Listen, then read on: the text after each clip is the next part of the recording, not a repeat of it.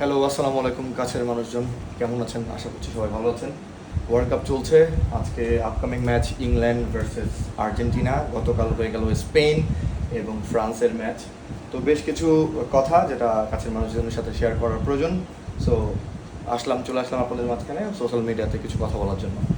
So গতকালের match নিয়ে আসলে সেরকম কিছু বলবো না, আগেই প্রেডিক্ট করেছিলাম বা মনে করেছিলাম যে ফ্রান্স এবং স্পেন, যেখানে ব্যাটেলটা হবে ফরওয়ার্ড ভার্সেস মিডফিল্ড।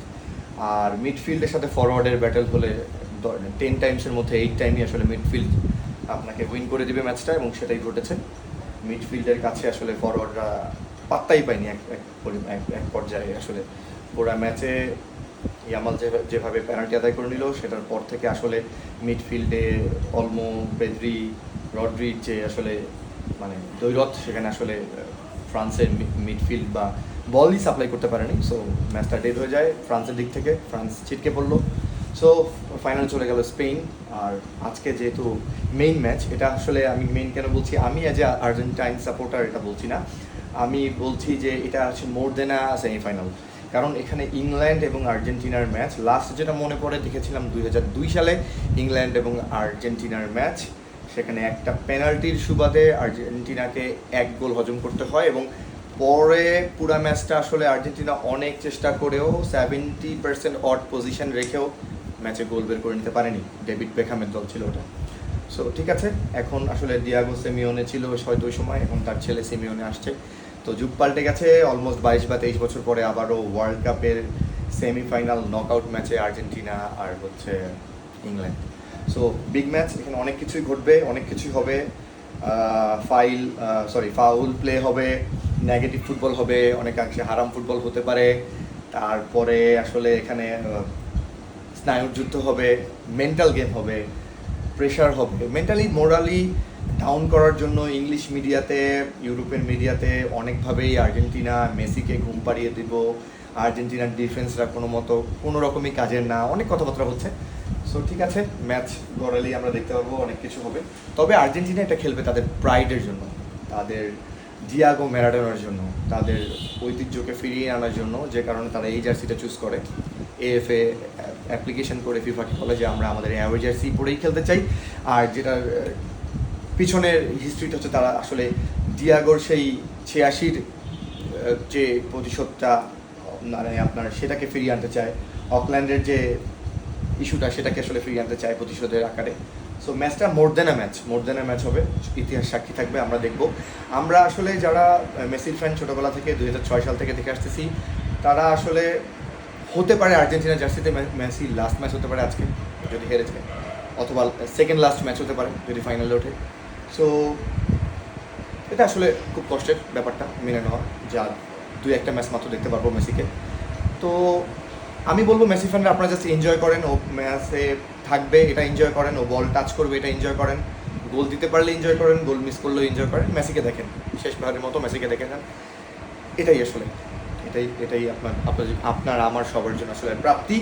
আজকের ম্যাচে ইংল্যান্ড তো আসলে ইংল্যান্ডের মতো করে খেলবে। ইংলিশ মিডিয়াতে প্রচুরভাবে বলছে যে পাত্তাই পাবে না আর্জেন্টিনা, 3-0 জিতবো, মেসিকে ঘুম পাড়ায় দিব, ডিফেন্সরা কিছুই তাল পাবে না।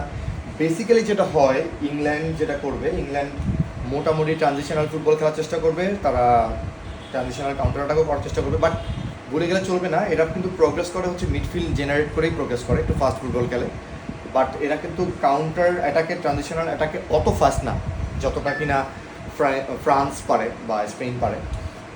তো সেদিক থেকে চিন্তা করলে আমার মনে হয়, যেহেতু বলেছি আর্জেন্টিনার জন্য এটা প্রাইডের খেলা হবে মোস্টলি, তো যাদেরকে ওরা হিট করছে না, তারাই আসলে ঘুরে দাঁড়াবে। আজকের ম্যাচে আর্জেন্টিনার ডিফেন্স হতে যাচ্ছে অন্য লেভেলের, মানে আর্জেন্টিনার নর্মাল যে ডিফেন্স, সেই ডিফেন্স লাইন সেভাবে কাজ করবে না আজকে। আমার মনে হচ্ছে ক্রিশ্চিয়ান রোমেরো একাই আটকায় দিবে। কাকে আটকায় দিবে? অবভিয়াসলি কেনকে আটকাবে, ওর সতীর্থ ছিল একই টিমে খেলতো ওরা প্রিমিয়ার লিগে। সো আমার মনে হয় ওদিকে ধরবে। কি ফ্যাক্টর হবে বেলিংহাম, সেখানেও হয়তো কাজ করবে আর্জেন্টিনা তাকে আটকানোর জন্য। মিডফিল্ডে দ্বৈরথে ওদের অ্যান্ডারসন আছে, ডেকল্যান রাইস আছে, তো তাদেরকে হয়তো আমাদের আর্জেন্টিনার মিডফিল্ডও খারাপ না, তো সেখানে তাদেরকে আটকানোর চেষ্টা করা হবে। আর আর্জেন্টিনা চাবে ট্রানজিশনাল অ্যাটাকে প্রোগ্রেস করতে, 1 2 সেকেন্ড 3টা আছে, বলটা ওদের অ্যাটাকিং থার্ডে নিয়ে এটাকে আসলে কাউন্টার প্রেস করে খেলার জন্য। তবে যেমনটা বললাম, Scaloni is a mastermind, ও অবশ্যই ইংল্যান্ডকে মাথায় রেখেই চেঞ্জ আনতে পারে। যেমনটা মনে হচ্ছে যে লেফট ব্যাকে তালিয়াফিকুই থাকবে, বাট রাইট ব্যাকে সেটা হচ্ছে মলিনা বা মন্টিয়াল স্টার্ট করতে পারে, বাট এমন হতে পারে যে সিমিওনেকে আনতে পারে রাইট ব্যাকে।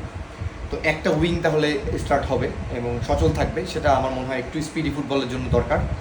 আচ্ছা, শুরু আমি জানি না ডিপল শুরু করবে কিনা, কোচের পছন্দ, মেসির পছন্দ বা ওভারঅল টিমে একটা সামঞ্জস্য রাখার জন্য কি হয় ডিপল স্কোয়াডে থাকে, বাট লাস্ট 3 ম্যাচে ডিপল ক্লিক করছিল না। Aimar as a coach, assistant coach বোঝানোর চেষ্টা করছিল। সো আমার মনে হয় এই ম্যাচে একটা চেঞ্জ আসতে পারে, ডিপলের জায়গাটা আসতে পারে। সেক্ষেত্রে আমি পার্সোনালি ভ্যালেন্টিন বার্কোর পক্ষে, ভ্যালেন্টিন বার্কোকে দেখতে চাই। ভ্যালেন্টিন বার্কো আমার কাছে খুব একটা দারুণ ফ্রেশ লেগ মনে হচ্ছে, এবং ও বল উইনিংয়ে যেমন এক্সপার্ট, ও কাউন্টার প্রেসেও এক্সপার্ট। আমার ওকে ভালো মনে হয়েছে। নিকো প্যাস মারাত্মক লেভেলের ট্যালেন্ট, আসলে জায়গা পাচ্ছে না ফরমেশনের কারণে, বোঝাপড়ার কারণে। সো সেও আসতে পারে, স্ক্যালোনির মাথায় অবশ্যই সেট করা আছে যে কীভাবে কী করবে। আর লেফট ফরওয়ার্ডে আসলে থিয়াগো আলমাদা সম্ভবত স্টার্ট করতে পারে। যদি না স্টার্ট করে তাহলে অবশ্যই আপনি সাব হিসেবে তাকে দেখবেন। তো এই হলো অবস্থা। রাইট ব্যাকও বললাম, বললাম ইমোশনাল লড়াই, সেটাও বললাম। ট্রানজিশনাল অ্যাটাকে ইংল্যান্ড কতটুকু প্রেস করবে আমি জানি না।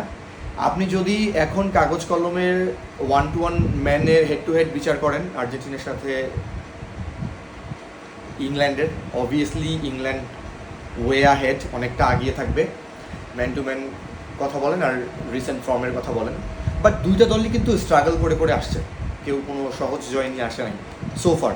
আর আপনি দেখবেন এইরকম বড় টুর্নামেন্টে খুব সহজে যে দল খুব চমৎকার খেলে আসে না, ওরা লাস্টে গিয়ে স্লিপ করে, যেমনটা হলো আপনার ফ্রান্সের ক্ষেত্রে। স্পেনের ব্যাপারটা টোটালি আলাদা, বাট এই দুটো দল যেহেতু স্ট্রাগল করছে, দুটো দলই ভয়ঙ্কর, লাস্ট কামড় দেওয়ার চেষ্টা করবে। ম্যাচ যত ডিপ যাবে, এবার আর্জেন্টিনার খেলা দেখে বলছি, ম্যাচ যত ডিপ যাবে ফিজিক্যালি তত এগিয়ে থাকবে আর্জেন্টিনা। সো ইনিশিয়ালি যদি একটা গোল খেয়েও যায়, এই আর্জেন্টিনা ঘুরে দাঁড়াতে পারে, আমি বলছি আটকে রাখতে পারবে না। ডিপ লাইন যদি আপনি ডিফেন্স করেন তারপর আটকে রাখতে পারবে না। সো লেটসি, দেখা যাক সামনে কি হয়।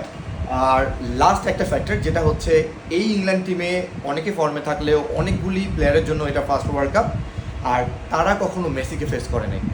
সো মেসি যেহেতু তার জীবনের শেষ 2টা ম্যাচ বা একটা ম্যাচ খেলতে নামবে, ও যদি ওর ক্রিয়েটিভিটি শো করতে পারে, দিনটা যদি আজকে ওর হয়, ইদার ও গোল করবে ওর এক পেনাল্টি বক্সের আশেপাশে বা ভিতরেও ফাউল আদায় করবেই মেসি ড্রিবলিং দিয়ে। আর ওদের লেফট ব্যাক 100% ব্যস্ত থাকবে মেসিকে আটকানোর জন্য। সো মেসি ম্যাজিক যদি ঘটে তাহলে ম্যাচটা ইজি বের হয়ে যাবে আর্জেন্টিনার পক্ষে, বাট ম্যাচটা টাফ হবে দিন শেষে, যেহেতু ইংল্যান্ড আর্জেন্টিনার ম্যাচ। তো আমার টিমের জন্য ওয়েল উইশেস থাকবে। ব্রাজিল ফ্যান আপনারা অবশ্যই চাবেন যাতে করে ইংল্যান্ড যেতে, আপনাদের সাপোর্টটা খুবই দরকার ইংল্যান্ডের পক্ষে, তাহলে হয়তো ম্যাচ আমাদের পক্ষে আসতে পারে এবং এটা হয়তো সহজ হবে একটু। এই তো মেসি ম্যাজিকের পরে আসলে আর কিছু নাই। আর একটা লাস্ট কথা বলে রাখি, আপনি এবারের ওয়ার্ল্ড কাপ যদি ফলো করে থাকেন, এই ওয়ার্ল্ড কাপের 48টা দলের মধ্যে সেট পিসকে কাজে লাগানোর জন্য সবচেয়ে ইফেক্টিভ যদি কোনো দল থাকে সেটা হচ্ছে আর্জেন্টিনা। সেট পিস, এবং সেট পিস আদায় করবে আর্জেন্টিনা, এই ম্যাচেও আদায় করবে, এটা একটা কি ফ্যাক্টর হবে। এলিমিয়ানো মার্টিনেস গোলকিপার হিসেবে ফর্মে নাই, ওর একটা দিন আসবে এবং আমার মনে হচ্ছে সেটা আজকে আসবে, হতে পারে আজকে বা ফাইনালে, আই ডোন্ট নো। মার্টিনেসের দিন আসা উচিত, রোমেরোর দিন আসা উচিত, তাহলে আর্জেন্টিনা ঘুরে দাঁড়াবে। তো থ্যাংক ইউ আমার বক এতক্ষণ শোনার জন্য। পাশে থাকবেন, লাইক কমেন্ট সাবস্ক্রাইব করবেন, ভালো লাগবে। আপনাদের মতামতগুলি জানাবেন যাতে আমি আরও অনুপ্রাণিত হই সামনের দিনে ভিডিও করার জন্য। থ্যাংক ইউ সো মাচ, আল্লাহ হাফেজ, বাই বাই।